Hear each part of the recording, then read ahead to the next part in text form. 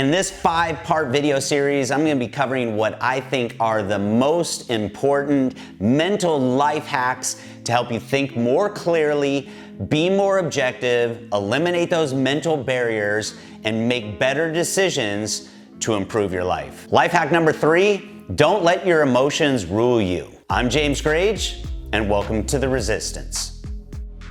In our last video in this series, we talked about the 3 basic types of decisions: good decisions, bad decisions, and indecision.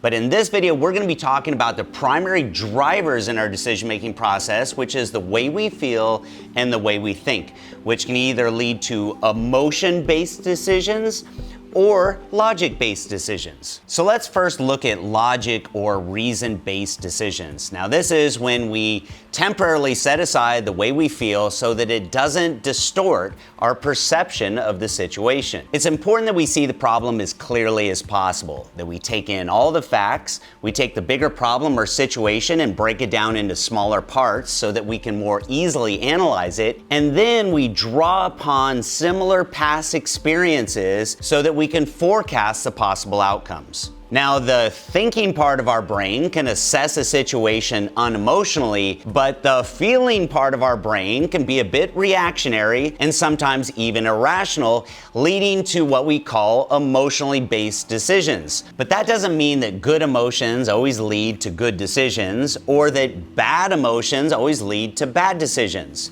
For example, love is a good emotion that certainly led to many bad relationship decisions. And conversely, a negative emotion like stress sometimes is that trigger that we need that tells us that something's wrong and we need to address it to make the situation better.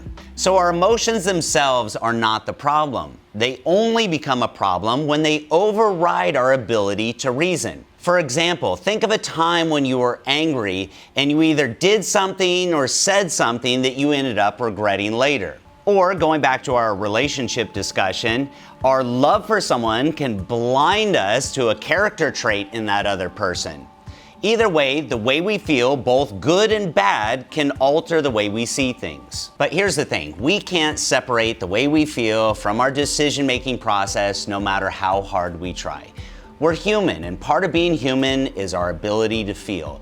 We're not robots, we're not Mr. Spock from Star Trek, but here's the good news. Our emotions can actually help us make better decisions. It's emotion that creates motion or action, and a decision is more than just a thought process, it's also an action. Without emotion, we might understand what we should or shouldn't do, but that doesn't mean that we'll care enough to actually do it. So what's the takeaway?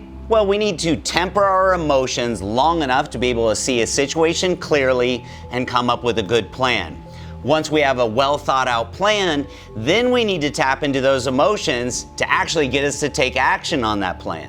So here's some quick tips next time you feel like your emotions are getting the best of you in your decision-making process. 1, don't make decisions in the heat of the moment.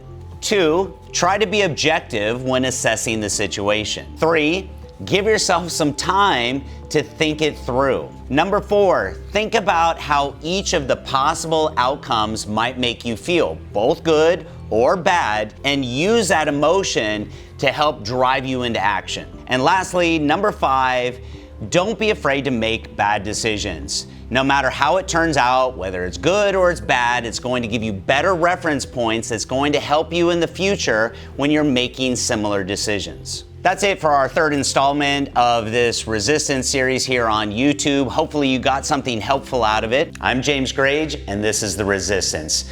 Make sure to hit like, subscribe, and to share this with a friend who might be in need. And I'll see you next video.